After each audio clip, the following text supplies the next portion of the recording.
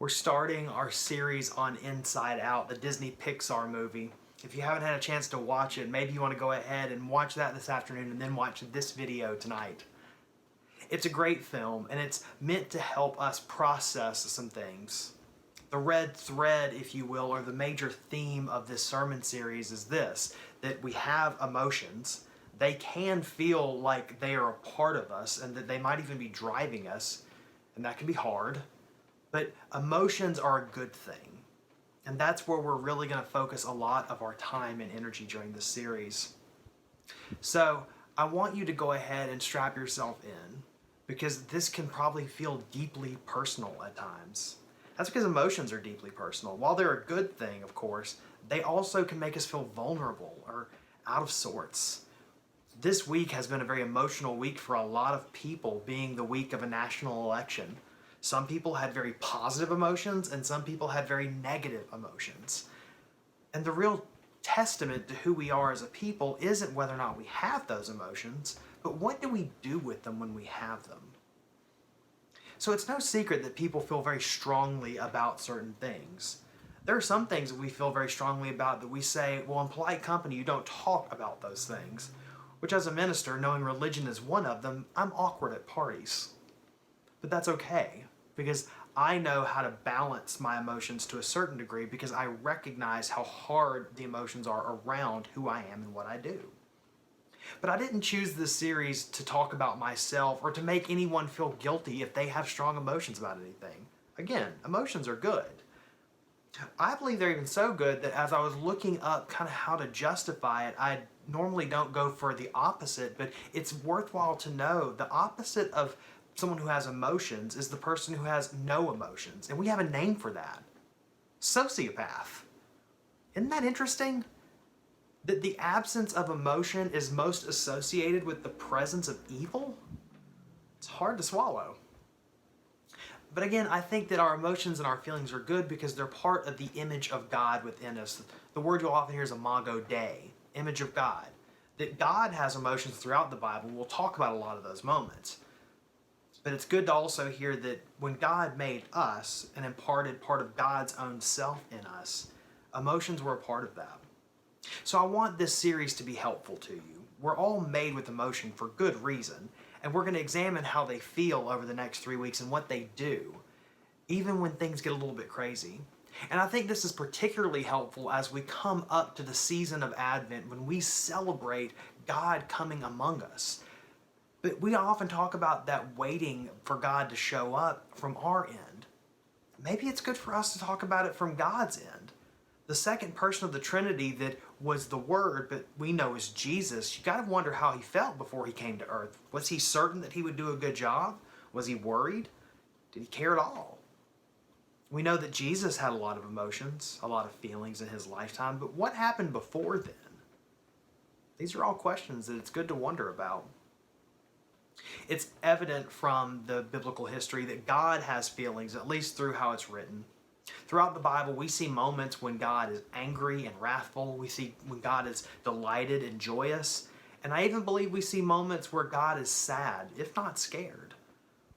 And God shows mercy and love and empathy. Those are more complex emotions, but they're born out of the basic ones. So before we can talk about the complex emotions, maybe it's good for us to understand those basic ones and how they show up that moment that we first open our eyes. I love the opening scene from Inside Out when Riley, the main character in one certain sense, is a little bitty baby. And as she opens up her eyes, all of a sudden in her head, an emotion appears, joy. And Joy walks up to that little control panel and hits the only button on that panel, and it lights up. And it lights up a yellow color because that's what color joy is. And Riley giggles. It's a sweet moment. But it doesn't take long for Riley to do what babies do.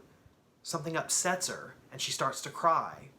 And one can see her parents are trying to figure out, is she hungry? Is she scared? Is she gassy? They didn't know.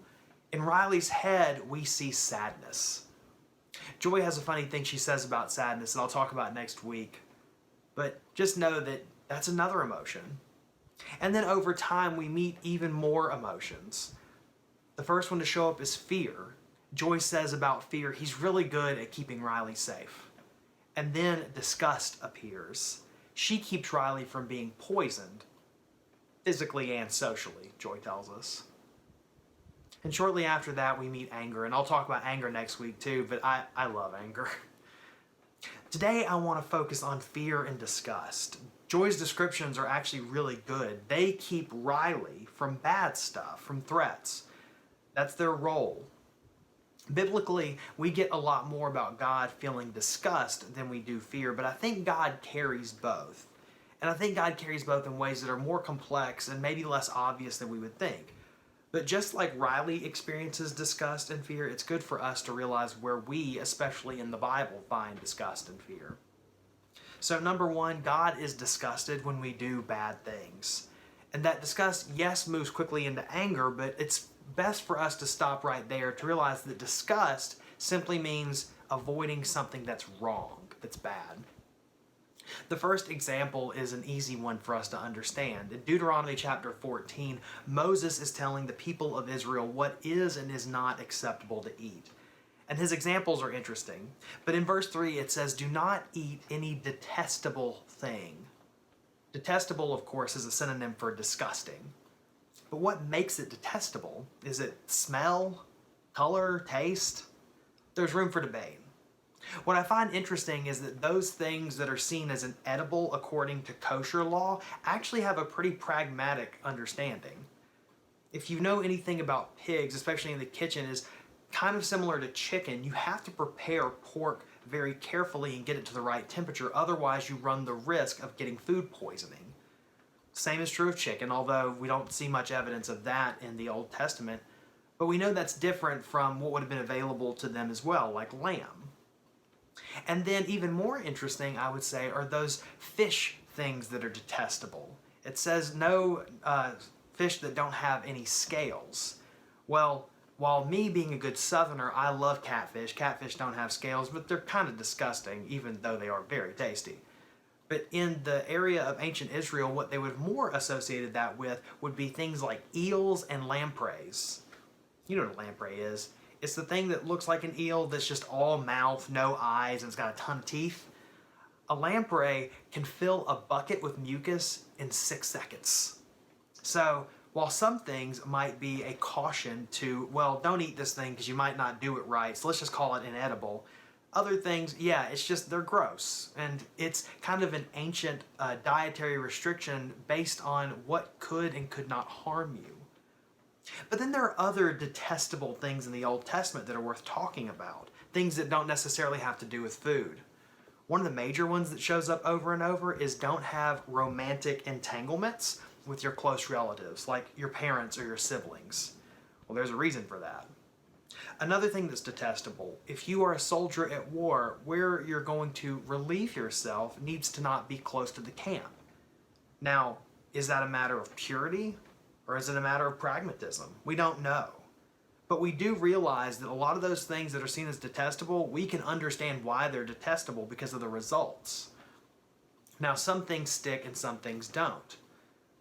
Soldiers have indoor plumbing now, so it's not so necessary for law-abiding, as in biblical law-abiding Jews in the Israeli army or any modern-day folks in other armies. They have indoor plumbing. They don't need to go certain number of feet outside the camp to bury their time. We know from European history that there is a reason why incest is not a good idea. Not only because it can really mess up your family dynamic, but also there are certain genetic anomalies that are probably best to avoid. And another one that I didn't mention earlier, but it's good to hear, is lepers are considered to be detestable, people with skin diseases. Well, back then, if you didn't fully clean yourself and wash your hands after touching someone who had a skin disease, there was the risk that you would get it yourself. But we know now that good hygiene, it's not a problem. Same thing is true with the detestable corpses of the dead, how quickly one was to bury them. We know now that you're not in danger from touching a body that is lifeless. It's just best to clean up after. So this whole idea about what is and is not disgusting is based on differences in understanding of them over time. And the same is true for fear. They're different. Fears are different for different people. In Isaiah 43, the main verse for today, God tells the people through the prophet Isaiah, do not fear. Fear what? We all fear different things.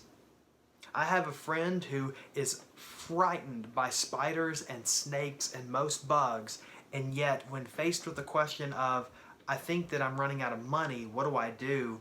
Never faces that person.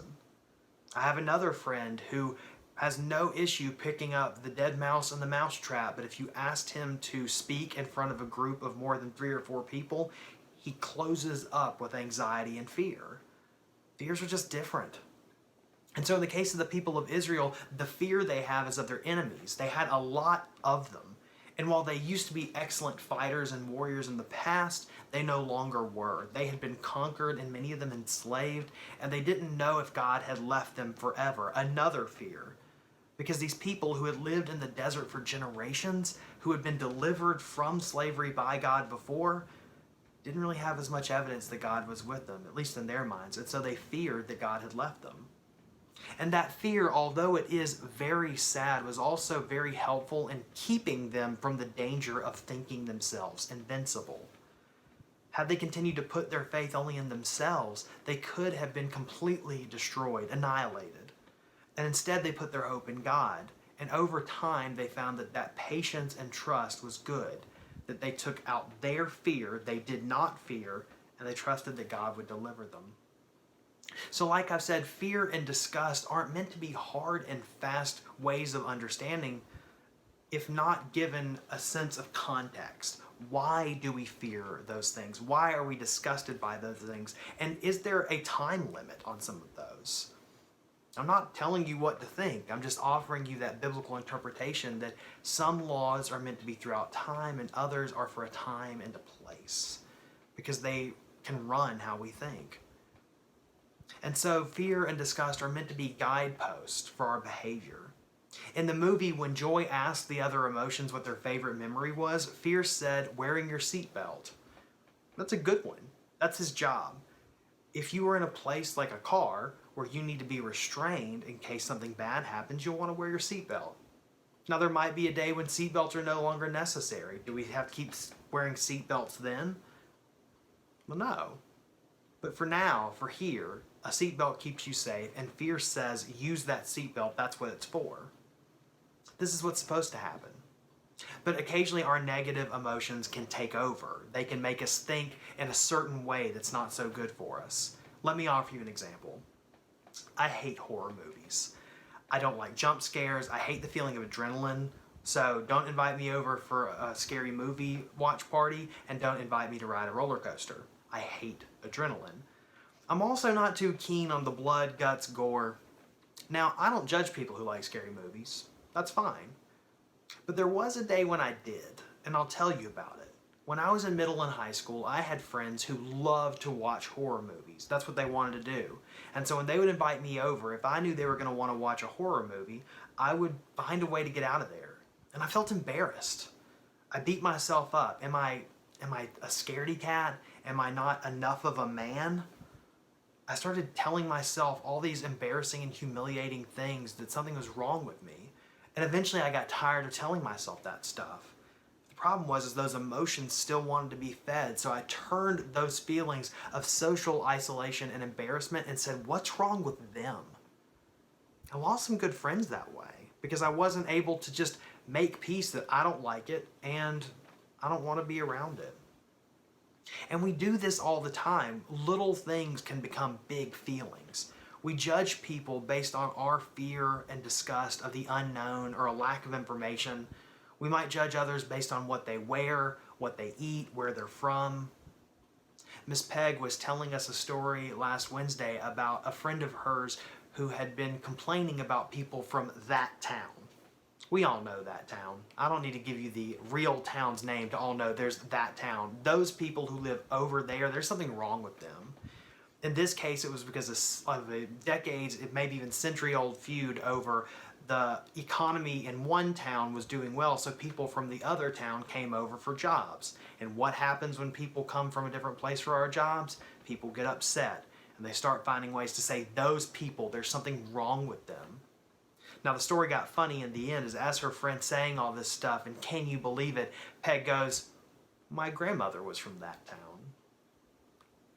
Awkward.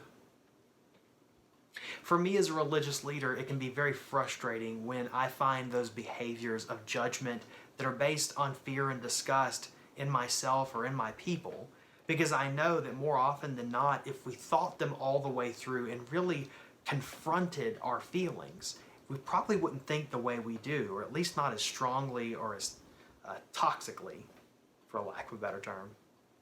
So when fear and disgust are left to themselves, they can become destructive. In the movie, when joy and sadness are away, fear and disgust and anger are left in Riley's head. And what happens? Things become a mess.